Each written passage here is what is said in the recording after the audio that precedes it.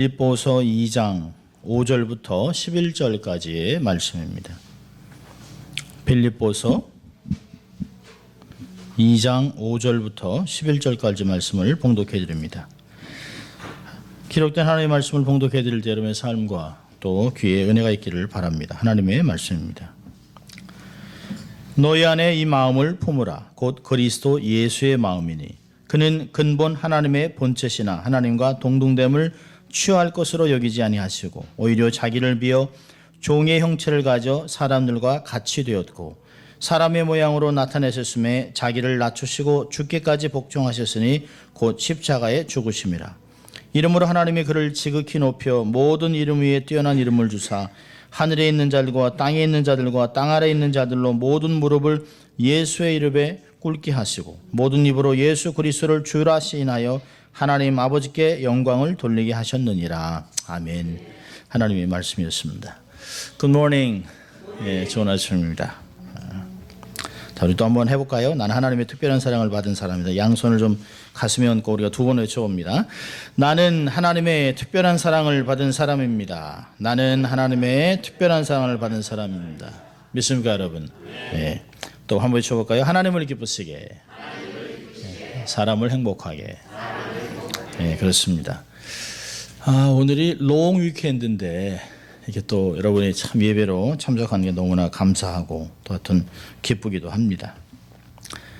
계속해서 빌립보서 강의를 하면서 5절에 있는 주 예수 그리스도의 마음을 품으라, 예수의 마음을 품으라고 하는 제목으로 말씀을 나누려고 합니다.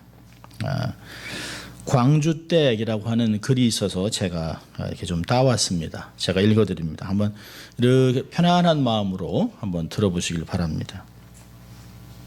제목 광주댁. 말로는 누구에게도 접은 적이 없는 할머니가 있었다. 이를테면 말발이 아주 센 초로의 할머니였다. 그런데 그 집에 똑똑한 며느리가 들어가게 된다. 그래서 많은 사람이 아이고 이제 저 며느리 죽었다 라며 걱정했다. 그런데 어쩐 일인지 시어머니가 조용하다. 그럴 뿐이 아닌데 이상하다.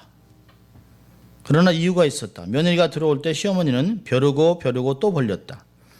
며느리를 처음에 꽉 잡아놓지 않으면 나중에 큰일 난다. 그래서 처음에 잡아야 된다 라고 하는 것이었다. 그래서 처음부터 시집살이를 시켰다. 생으로 트집을 잡고 일부러 모욕도 주었다. 그러나 며느리는 전혀 잡히지 않았다. 왜냐하면 며느리는 그때마다 시어머니의 발밑으로 내려갔기 때문이다. 한 번은 시어머니가 느닷없이 예, 너는 친정에서 그런 것도 안 배웠냐? 라고 생트집을 잡았지만 며느리는 공손하게 대답했다.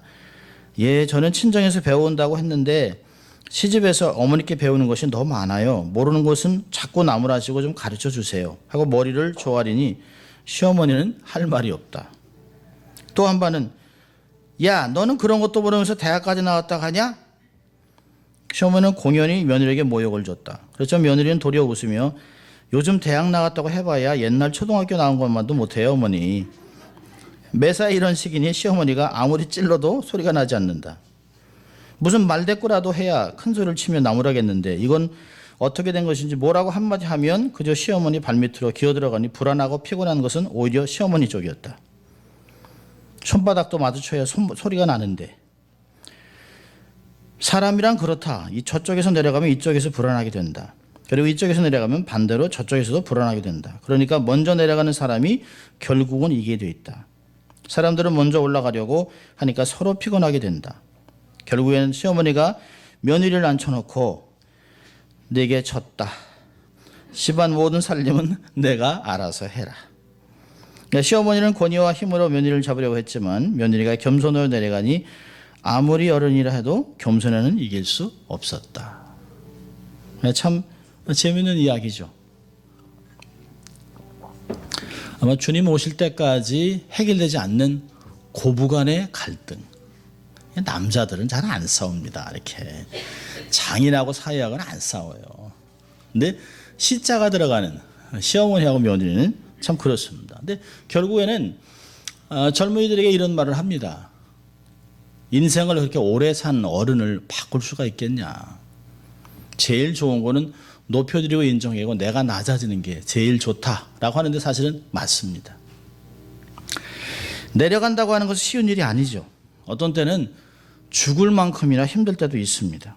더군다나 많이 배우고 또 유명하고 권세가 있고 능력이 있고 재주가 많은데 배우지 못한 사람한테 이야기를 들으면 참 어렵습니다. 세상에는 겸손보다 더 큰 덕목은 없어요. 내려갈 수만 있다면 이미 올라가는 것입니다. 그러니까 내려가는 것이 바로 올라가는 것이에요. 여러분, 세상에서는 리더십을 이게 삼각형으로 가리키잖아요. 어찌하든지 간에 정상에 서야 한다. 정상에 서면 편해지고 다스릴 사람도 많고 거느릴 사람이 많아서 일을 편하게 하고 많이 할 수 있다라고 얘기를 합니다. 그래서 어찌하든지 간에 주위의 사람들을 밟고 올라서려고 해요. 그리고 톡톡 튀려 하잖아요. 새로운 아이디어, 새로운 방법. 그래서 자기의 스펙을 많이 쌓습니다. 재주와 재능, 이력서를 보면 그냥 25세, 26세밖에 안 됐는데 이력서에 꽉 차 있어요. 그런데 성경은 리더십을 그렇게 가리키지 않습니다. 성경은 리더십을 역삼각형으로 가리킵니다. 정말 리더는 자꾸 내려간다는 거예요. 내려가다 보면 섬길 사람이 너무 많아요. 할 일이 너무 많기 때문에 주위 사람과 비교하고 또 불평하고 원망할 시간이 없다라고 하는 것이 성경에서 가르쳐주고 있는 리더십입니다. 정상을 향해 올라가다 보면 결국에는 미끄러지는 때가 와요. 그리고 불안합니다. 그런데 밑으로 내려가면 더 낮은 곳으로 내려가 보면 결국에는 바닥에 닿으면 다시 용수철처럼 빠른 속도로 튀어오르게 돼 있다라고 하는 게 성경에서 가르쳐주고 있는 것이에요. 오늘 본문의 말씀도 낮아지는 삶이 결국에는 영광스러운 삶이 된다. 그래서 먼저 낮아져야 된다라고 하는 것이 본문의 내용입니다. 여러분, 빌립보 교회를 향한 바울의 권면이 뭘까요? 하나 되라고 하는 것입니다. 영적으로 하나가 되어라. 여러분, 교회의 하나됨을 이루는 비결은 사람들의 노력에 있지 않습니다. 오늘 본문에 얘기하잖아요. 예수 그리스도의 마음과 자세를 가질 때만 가능하다라고 가르치고 있습니다. 너희 안에 이 마음을 품으라 곧 그리스도 예수의 마음이니라고 얘기하고 있습니다. 여러분, 우리가 아무리 노력을 한다 할지라도 우리가 가끔 그러잖아요. 야, 저 사람 정말 호인, 법 없어도 살 것 같은데 안 돼요. 부부가 하나가 안 됩니다. 가정이 하나가 안 돼요. 여러분, 이 공동체라고 하는 것이, 교회라고 하는 것이 얼마나 다양합니까? 여러분, 작으면 작은 대로, 크면 큰 대로, 잔반찬에 가시 많다고 그러잖아요. 교회가요, 사람이 100명이 있든 1000명이 있든 10명이 있든 20명이 있든 문제는 똑같습니다. 왜 그럴까요? 교인들은 목회자에게 딱 3가지 얘기합니다. 나만 사랑해 주세요. 내 방법대로 합시다. 다른 사람 보지 말고. 그러니 10명이면 10명을 돌아봐야죠. 20명이면 20명. 그러니까 가지 많은 나무 바람 잘 날이 없어요. 힘든 거예요. 여러분, 교회에 아무리 타고난 리더가 온다 할지라도, 아무리 타고난 직분자도 있다 할지라도 하나 되는 건 어렵습니다. 여러분, 얼마나 다양한 배경입니까? 고향도 달라요. 배경도 달라요. 이민 온 횟수도 달라요. 취향도 달라요. 밥 먹는 거 달라요. 다 달라요. 말하는 것도 보면 다 달라요. 그런데 이렇게 다양한 사람들이 하나가 될 수 있는 비결은 딱 한 가지입니다. 모두 다 예수 그리스도의 마음을 품는 것이에요. 예수님의 자세를 배우는 것입니다. 여러분, 오늘 본문을 보면 2장 5절에 전제를 이렇게 얘기하죠. 너희 안에 이 마음을 품으라 곧 그리스도 예수의 마음이다. 그러면서 예수님이 어떻게 어떠한 자세로 삶을 살아내셨는가를 이야기하고 있습니다. 사실 2장 6절부터 11절까지는 그 초대교회에서 불러졌던 찬송시입니다. 모든 교회들이 알았던 예수님에 대한, 예수님의 낮아짐과 높아짐에 대한 것들을 이야기하고 있습니다. 예수님이 낮아지기 전에 먼저 6절을 보면 얘기하죠. 그는 근본 하나님의 본체였다라고 얘기합니다. 그리스도는 세상에 육신으로 입고 오기 전에 이미 하나님이셨어요. 성육신 하시기 이전에 예수님은 하나님과 함께 계셨습니다. 창조주 하나님이세요. 영광 가운데 계셨어요. 골로새 1장 15절에서는 그는 보이지 아니하시는 하나님의 형상이요 모든 창조물보다 먼저 나신 자다 얘기하고 있습니다. 히브리서 1장은요 3절에 이는 하나님의 영광의 광채시요 그 본체의 형상이시라 그의 능력의 말씀으로 만물을 붙드심에 죄를 정결케 하는 일을 하시고 높은 곳에 계신 위엄의 우편에 앉으셨느니라.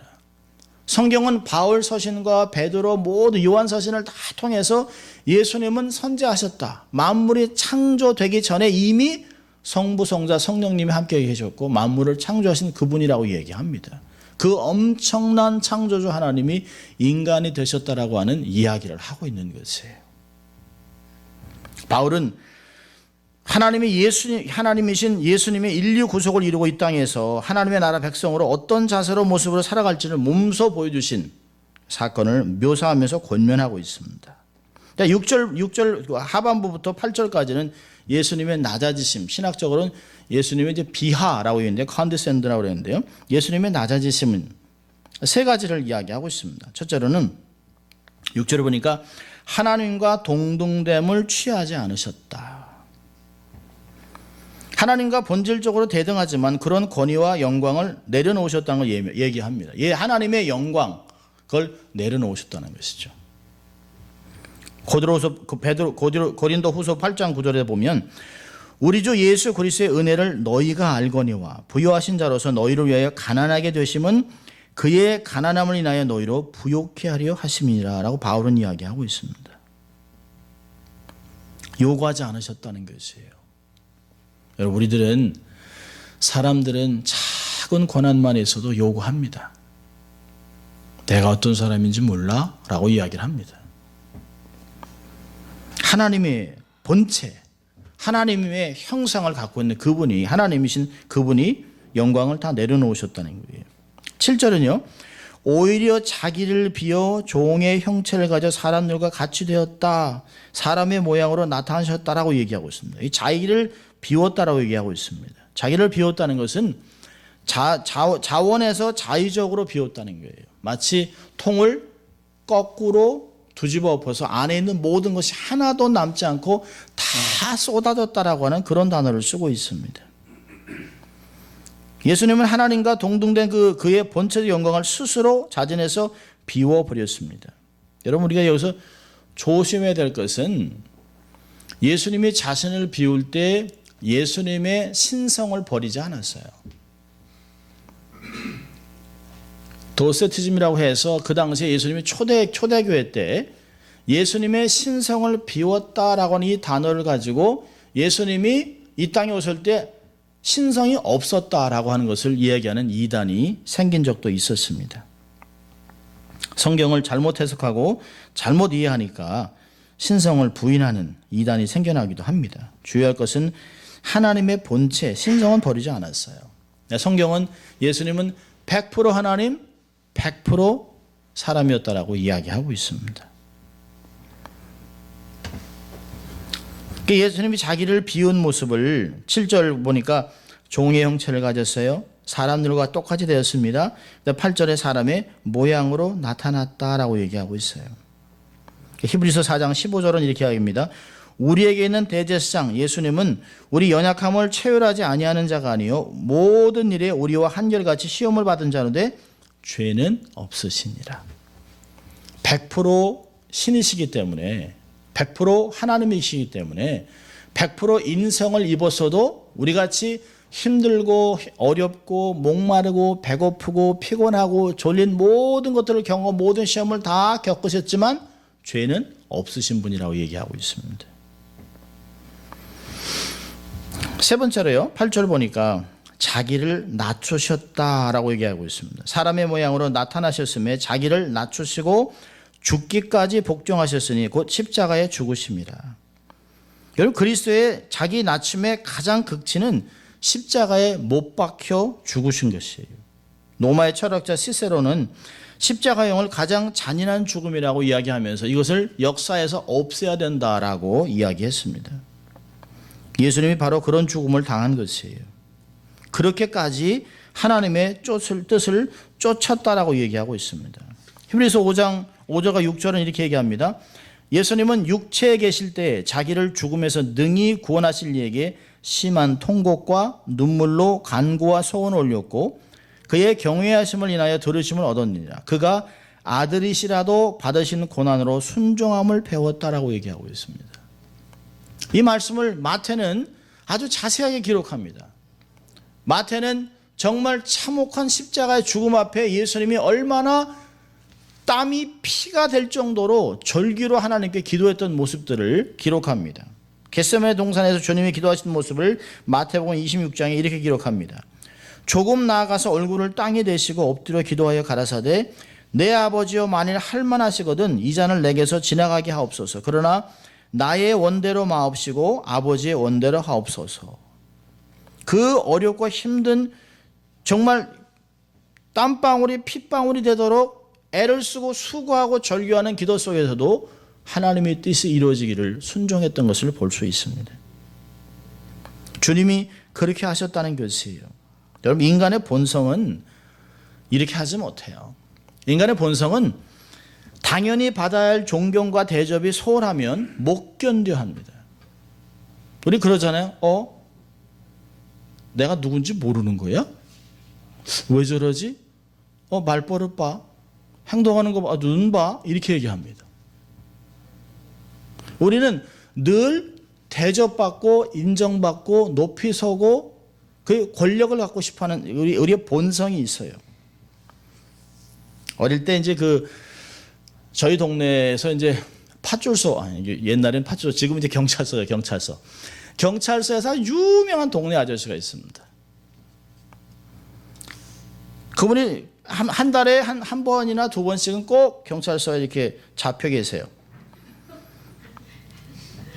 이분이 아주 그냥 주사도 심하고 술을 안 드실 때는 그렇게 착하세요. 세상에 부처 가운데 토막이라고 그러고 막 이럽니다. 그런데요, 술만 딱 마셨다 하면 세상에 보이는 게 없어요. 보이는 게. 그러니까 그날도 이분이 길에서 막 떠들고 고성방가 어디 그 노상방뇨하다 잡혀왔습니다. 그러니까 이제 저희 집에서 이렇게 조금 나오면 이렇게 경찰서가 있기 때문에 지나가다 보니까 또 그 아저씨에서 안녕하세요 인사하고 이제 지나가는데 이분이요 술이 취해가지고 경찰서장한테 삿대질하면서 소리를 높입니다. 야, 너 내가 누군지 알아? 내가 검찰총장과 친구야. 지금 전화 걸어. 전화기 갖고 와. 막 이럽니다. 너희들 이제 다 죽었어. 근데 경찰이 아무도 반응을 안 해요. 한두 분 들은 얘기가 아니거든요. 우리도 보면서 저 아주 시골에서 올라오신 분이 검찰총장하고 친구가 될 이유가 없는데 오늘 또 구라친다. 이러고서 우리가 지나갔습니다. 그러니까 아무것도 아닌 사람이 술의 힘을 얻어가지고 허세를 부리고 있습니다. 빈수레가 요란하죠. 여러분, 사람은 그래요. 평상시에 눌려 살았겠죠. 배운 거 없고 힘 없고 가난하니까 한번 언젠가 이 안에 있는 게 폭발하는 것이에요. 이게 사람의 본성이 튀어나오는 것이에요. 그러니까 경찰서에서도 내버려 둬요. 오늘도 뭐 또 힘든 일이 있었나 보다. 그냥 내버려 둡니다. 떠드는 사람은 그 사람밖에 없어요. 떠드는 사람은 경찰서에서. 여러분, 설사 검찰총장이 친구라도 그렇게 하면 안 되잖아요.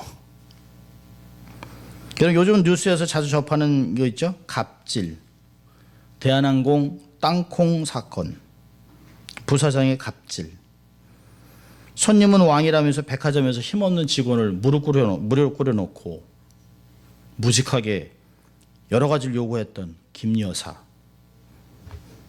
여러분, 작은 힘과 권력이 손에 쥐어지면 우리는 우쭐해지고요, 목에 힘을 주고 마음대로 휘두르고 싶어하는 것이 우리들입니다. 절대로 우리는 우리가 모르는 사람을 위해서 희생하려 하지 않습니다. 지나가다 알지도 못하는 홈레스, 또 우리 가게를 수도 없이 강도질을 했던 악당들을 위해서, 북한의 김정일을 위해서 우리 그를 위해서 희생하고 싶은 마음이 없어요. 그걸 우리는 개죽음이라고 합니다. 근데 바울이 이렇게 고백합니다. 로마서 5장 8절과 10절에 우리가 아직 죄인 되었을 때에 그리스도께서 우리를 위하여 죽으심으로 하나님께서 우리에게 대한 자기의 사랑을 확증하셨느냐. 10절입니다. 곧 우리가 원수 되었을 때 그 아들의 죽으심으로 말미암아 하나님으로 더불어 화목되었은즉 화목된 자로서는 더욱 그의 사료심이 나여 구원을 얻을 것이니라. 주님은 그렇게 하셨다는 거예요. 주님이 우리가 원수요 또 우리가 죄인이었을 때 자기의 목숨을 내려주셨다라면 그 얼마나 기가 막히는 은혜를 주신 것입니까? 창조주 하나님이 창조물이 되셨어요. 당신이 창조한 사람들에 의해서 십자가 죽으셨어요. 왜? 자기를 죽이는 자들을 구원하기 위해서, 구원의 길을 만들기 위해서 대신 죽어주신 것이에요. 대단한 내용이죠. 그런 이야기는 거기서 끝나지 않습니다. 9절에 반전이 이루어집니다. 9절부터 11절까지는 예수님의 높아지심을 크게 두 가지로 가르쳐주고 있습니다. 9절 보면 이렇습니다. 이러므로 하나님이 그를 지극히 높여 모든 이름 위에 뛰어난 이름을 주사. 여기에 이름으로 하나님이라고 얘기했는데요. 원래 한 단어를 바꿀 수가 있습니다. 번역을 하면 이름으로 하나님도 원문을 보면 하나님도 예수님의 100% 온전한 순종을 보았기 때문에 하나님도 그런 엄청난 대가를 지불해 줬다라고 얘기하는 번역이 될 수 있어요. 여러분 보면 본문을 헬라 원문을 보면 예수님이 최고의 겸손의 순종 하나님의 최고의 상급으로 반응하셨다는 말이 지극히 높이셨다라고 얘기하고 있습니다. 지극히 높은 이름을 주셨어요. 여기에 지극히 높였다라고 하는 단어는 신약에 딱 이곳에 딱 한 번밖에 등장하지 않습니다. 이 말을 문자적으로 해석한다면 초월적인 높음으로 번역할 수 있어요. 그러니까 하나님께서 초자연적으로 영광스러운 방법으로 예수님을 가장 높은 곳으로 높이셨다는 것이에요. 여러분 언젠가 우리 믿는 성도들도 주님의 높임과는 격이 다르겠지만 높임을 받을 날이 있습니다. 예수님의 가장 참혹한 죽음의 자리에서 부활하게 하셔서 하늘에 올려서 최고의 자리에 앉게 하셨다라고 하는 것입니다. 여러분 예수님의 부활은 굉장한 것입니다. 예수님께서 살아계시는 동안 공생애 동안 받았던 부당한 대우, 이단이라고 하는 대우, 하나님을 참남하게 여겼다는 대우, 사람들이 너희들이 내가 하나님과 하나라고 하는 것에 대해서 나를 대적하느냐? 나와 하나님은 하나다라고 하니까 돌을 들어 쳐 죽이려고 그랬습니다. 내가 정말 그리스도냐? 그렇다라고 하니까 더 이상 무슨 증인을 받겠냐? 그래서 대제사장이 자기의 겉옷을 찢으면서 십자가에 못 박자라고 얘기를 합니다.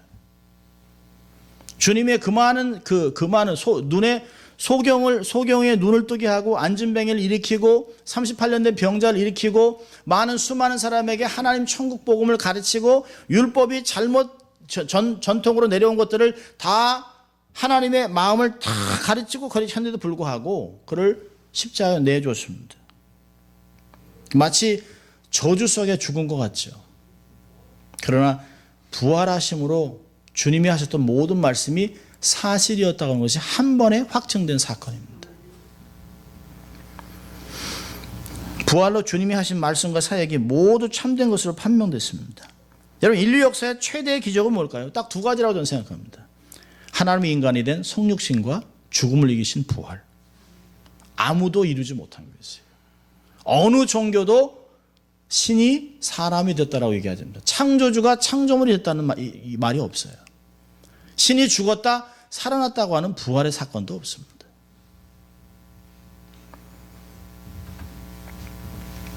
하나님께서 죽기까지 순종하고 십자가에서 인류 구원에 이루신 예수님을 위해서 하나님이 그를 부활시키시고 가장 높은 하나님의 보좌에 앉히셨다라고 하는 것이에요. 두 번째 반절은 뭘까요? 경배의 대상이 되게 하셨습니다. 모든 이름 위에 뛰어난 이름을 주셨어요. 주라고 하는 쿠리오스라고 하는 고대 사회에서 주인이나 소유주를 존경하는 의미로 사용하는 단어를 주셨습니다. 주 예수 그리스도. 세계 패권자 로마 황제에게만 붙여지는 공식 칭호 쿠리오스라고 하는 단어를 주셨습니다. 그래서 사도행전 4장 12절에서는 다른 이로서는 구원 얻을 수 없나니 천하 인간에게 구원을 얻을 만한 다른 이름을 우리에게 주신 일이 없음이라라고 얘기하고 있습니다. 세상에 어떤 이름도 우리를 주께 하나님께 인도할 이름이 없어요. 대통령도 황제도 총통도 국회의원도 우리를 하나님께 인도할 수 없습니다. 에베소 1장 21절은 모든 정사와 권세와 능력과 주관하는 자와 이 세상뿐 아니라 오는 세상을 일컫는 모든 이름 위에 뛰어나게 하셨다라고 얘기하고 있습니다. 모든 이름 위에 뛰어난 이름을 주셨어요. 10절을 보니까 만물이 무릎을 꿇게 하셨습니다.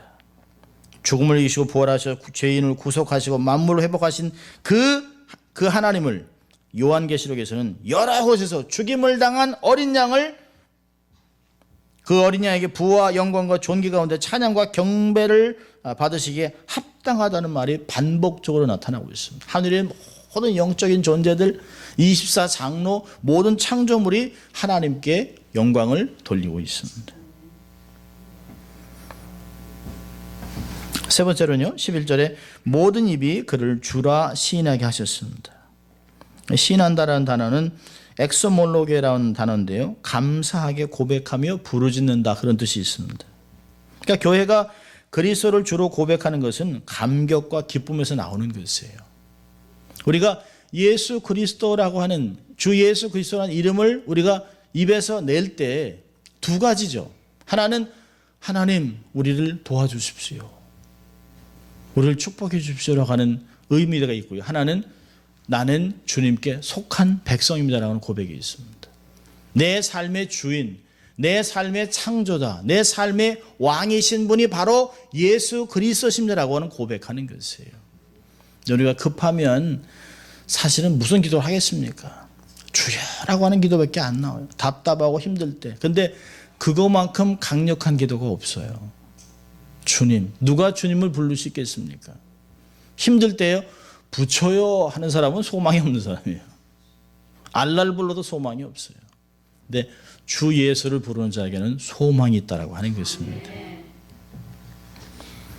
우리가 예수를 부를 때마다, 예수를 고백할 때마다 사단이 떠는 거죠. 사단은 어떤 방법을 동원해서라도 우리의 믿음이 흔들리게 하고 예수를 부르지 못하게 하고 기도하지 못하고 말씀을 읽지 못하게 하는 것을 우리는 자주 경험하게 됩니다. 오늘의 메시지는 참 어렵기는 해요. 신학적인 내용이죠. 예수님의 비하, 예수님의 승귀, 예수님의 낮아지고 높아짐을 통해서 그분이 어떻게 하나님의 본체로서 어떻게 육신으로 인간의 몸으로 죽고 십자가에서 부활하시고 하늘나라의 보좌에 앉으셨는가 하는 모든 것들을 이야기하는 내용입니다. 근데 바울은 아주 당당하게 얘기합니다.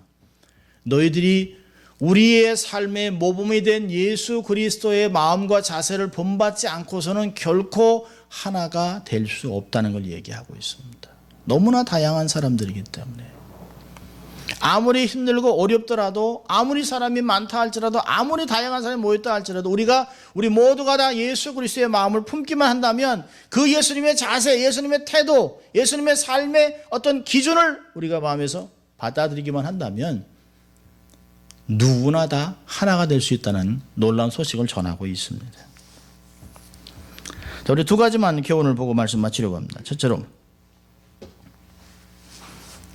주의 겸손을 배워야 합니다.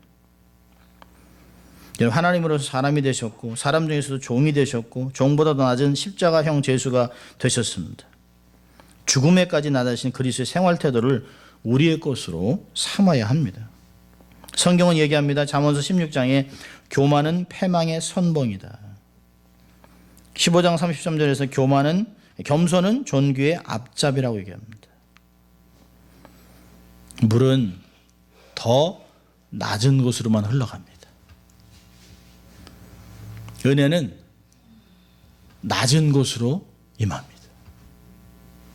절대 교만한 자들은 주의 은혜를 경험할 수가 없어요. 은혜를 많이 경험하는 사람의 삶일수록 낮은 곳을 택합니다. 여러분, 바다는 가장 낮은 곳에 있기 때문에 큰 물을 가진 것이에요. 그리고 큰 물 아래 고래를 키우는 것입니다.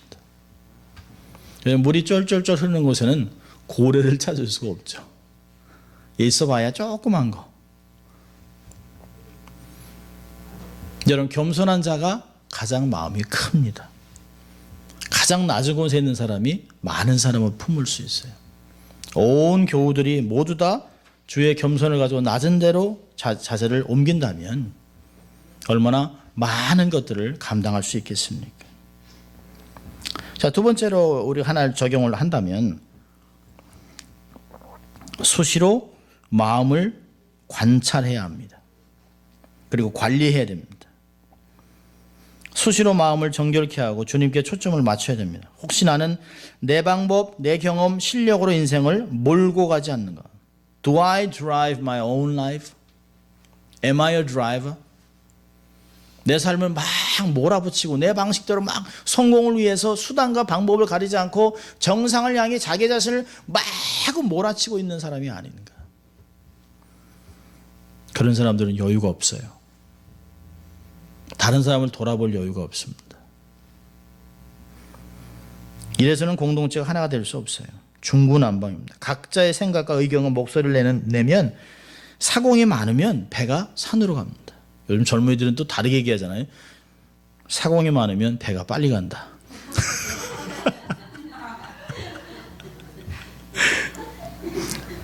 참. 최근에 또 그 사공이 많으면 배가 산으로 간다 그러니까 젊은이들이 그럴 수 있다는 거예요. 막 밀면 산으로도 갈 수 있다는 거죠. 참 기가 막혀서 말이 안 나와요. 사공이 많으면 어딜 가질 못해요. 제대로 갈 항해 코스를 갈 수가 없어요. 여러분, 모두가 동일한 주파수에 맞추고 동일한 메시지를 들어야만 한 방향으로 움직일 수 있어요. 그래서 우리가 올해는 전교인 성경 5만 장 읽기 운동을 하는 것입니다. 우리 심령의 주파수를 말씀에 맞추기 위해서. 성경에서 동일한 메시지가 우리에게 오잖아요.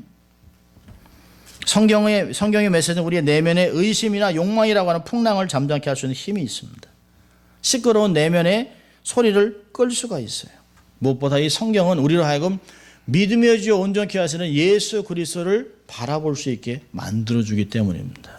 우리 모두가 한 곳을 바라보고 있다면, 예수 그리스도의 그 모습을 그대로 바라보고 있다면, 아, 나도 예수님같이 낮아지고 예수님같이 섬기고 예수님같이 상대를 위해서 내가 정말 낮아져야겠다, 내가 목숨을 내려놔야겠다, 섬겨줘야지라고 하는 마음만 갖는다면 교회에 문제가 생길 일이 아무것도 없습니다. 서로 낮아지기로 한다면, 며느리와 시어머니 같이 계속 낮아지기를 결정하면 이 손도 마주쳐야 소리가 나죠. 마주치지 않으면 소리가 안 나죠.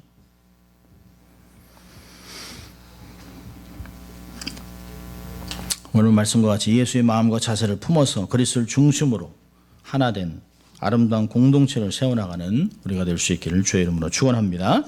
기도하겠습니다. 하나님 아버지, 감사합니다. 오늘도 저희들을 예배 속으로 초청하시고 말씀을 통하여 우리 안에 있는 욕망과 우리에 있는 교만들을 내려놓고 겸손하셨던, 낮아지셨던, 죽기까지 순종하셨던 예수 그리스도의 마음을 품음으로 하나님께서 우리에게 갚아주시는 보상들을 경험할 수 있도록 주님 축복하시고, 공동체에 있는 모든 지체들이 그리스도 예수를 닮아가는 귀한 아름다운 삶을 살아갈 수 있도록 주님 축복하여 주시옵소서. 감사하고 예수님 이름으로 기도합니다. 아멘.